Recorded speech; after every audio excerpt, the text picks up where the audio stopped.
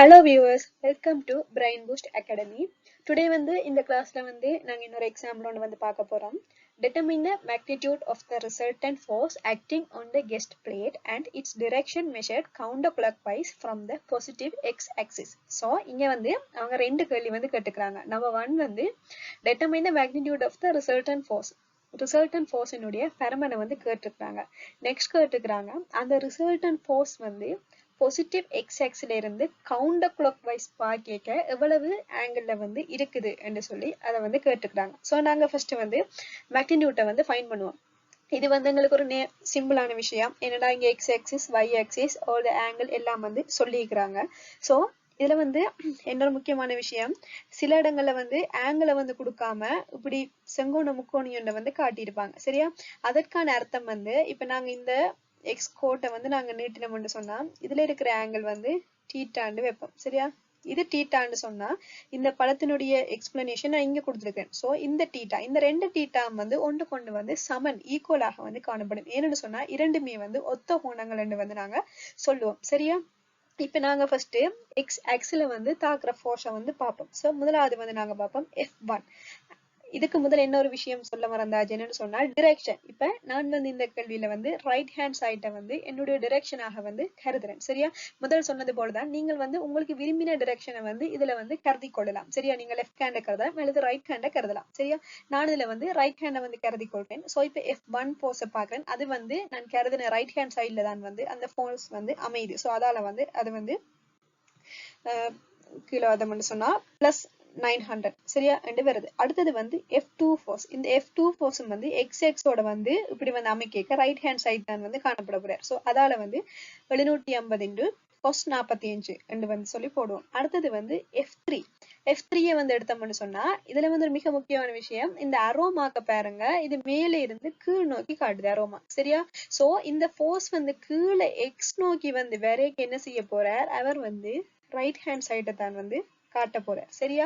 அப்ப இதுல பார்த்தோம்னு சொன்னா F3 cos theta. நார்மலா நாங்க இந்த முக்கோணியை எடுத்தோம்னு சொன்னா இங்க cos theta value and sin theta value எடுத்திருப்போம். அதை நாங்க அப்ளை பண்ணோம்னு சொன்னா எங்களுக்கு வர ஃபைனல் ஆன்சர் 1950.33 நியூட்டன். எங்களுக்கு இதுல ஆன்சர் பாசிட்டிவ்ல இருக்கு. சோ பாசிட்டிவ்ல அவங்க எல்லாருக்கும் தெரிஞ்சிருக்கணும் என்னது, நாங்க எடுத்த சைட் சரி ரைட் ஹேண்ட் சைட்ல தான் அந்த ஃபோர்ஸ் இருக்குது. சோ சேம் as நாங்க y axis பார்ப்போம். y-ல பார்த்தோம்னு சொன்னா இப்ப F1 x அச்சிலேயே தாக்குறபடியா இது y அச்சுல தாக்குறதுக்கு இங்க ஃபோர்ஸ் இல்ல. சோ அதால இங்க நாங்க F1 எடுக்கல. F2 இங்க நான் மேல் நோக்கி அஸ்யூம் பண்றேன். சோ F2 என்ன செய்யுதுன்னு சொன்னா இந்த கோணத்தை நாங்க y அச்சு நோக்கி எடுத்தோம்னு சொன்னா அதுவும் மேல் நோக்கி தாக்கும். அது F2 into sin 45 வரும். சோ அதே மாதிரி F3 கோணத்தை விலத்தி எடுத்தோம்னு சொன்னா இப்படி வரும். ஆனா இந்த அரோ வாரபடியா அது டவுன்வர்ட்ஸா தொலைப்படும். சரியா? நாங்கள் அப்வர்ட்ஸ் நோக்கி எடுக்கிறோம். இந்த அரோ இப்படி போச்சுன்னு சொன்னா அது டவுன்வர்ட்ஸா தொலைப்படும். சரியா? அதால இதுல நாங்க என்ன செஞ்சுக்கிறோம், மைனஸ் போட்டுக்கிறோம். இப்ப நாங்கள் ஆங்கிளை பிரதியிடுவோம். சேம் ஆங்கிளை பிரதியிடம்னு சொன்னா எங்களுக்கு வர ஃபைனல் ஆன்சர் என்னவாக இருக்குது, 140.33 நியூட்டன். சரியா? இப்ப எங்களுக்கு என்ன ஒரு விஷயம், ஆன்சர் பாசிட்டிவ்ல வந்துட்டுது. சோ அப் டவுனா தான் என்ன செய்யுது, ஃபோர்ஸ் தாக்குது. இப்ப எங்களுக்கு கேட்டது determine the magnitude. இப்ப நாங்கள் கண்டது வெறும் x and y ல தாக்குற ஃபோர்ஸை கண்டாங்க. மேக்னிடியூட்டை காணப்படும். மேக்னிடியூட் காண்றதுக்கு எங்களுக்கு தெரியுமே, ஏற்கனவே ஒரு ஈக்குவேஷன் உண்டு, square root of x square plus x square plus y square use பண்ணுவோம். சரியா? இங்க x எட்ஜ் ஃபோர்ஸ் 1950.33 அது இந்த ஸ்கொயர் அண்ட் y axisல தாக்குற ஃபோர்ஸ் இந்த ஸ்கொயர். சோ ஃபைனல் ஆன்சர் எங்களுக்கு வருது 1955.38 நியூட்டன் சொல்லி எங்களுக்கு இதுல final resultant magnitude of resultant force இந்த ஆன்சராக வருது. அடுத்த கேள்வி கேட்டிருந்தாங்க, இதுல ஆங்கிளை கால்குலேட் பண்ண சொல்லி கேட்டிருந்தாங்க. சரியா?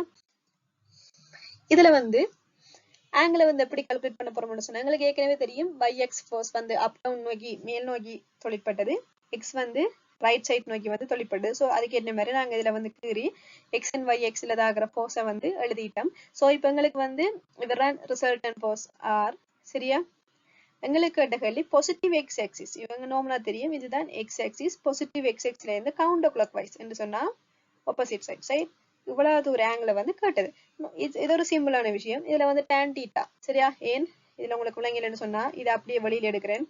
இதை வெளியில எடுத்தா இவர் என்னவாக இருக்கிற ஒரு செங்கோண முக்கோணியாக வந்து காணப்படும். சரியா? செங்கோண முக்கோணி. இதுல இருக்கிற வந்து எங்களுக்கு என்னது? தீட்டா. சரியா? இப்ப எங்களுக்கு இந்த எதிர்ப்பக்கம் தெரியும் 140.33 வந்து தெரியும். சரியா? அதே மாதிரி அயல் பக்கம் தெரியும் 1950.33. ஸோ டேன் தீட்டா போட்டோம்னு சொன்னா எங்களுக்கு வர ஃபைனல் ஆன்சர் வந்து 4.12 என்பது வந்து ஃபைனல் ஆன்சராக வந்து காணப்படும். சரியா? ஓகே, இந்த வீடியோ உங்களுக்கு பிடிச்சிருந்துச்சுன்னு சொன்னா மறக்காம லைக் பண்ணுங்க, ஷேர் பண்ணுங்க, சப்ஸ்கிரைப் பண்ணுங்க. இதுல ஏதாவது டவுட்ஸ் இருந்துச்சுன்னு சொன்னா கமெண்ட் பண்ணுங்க.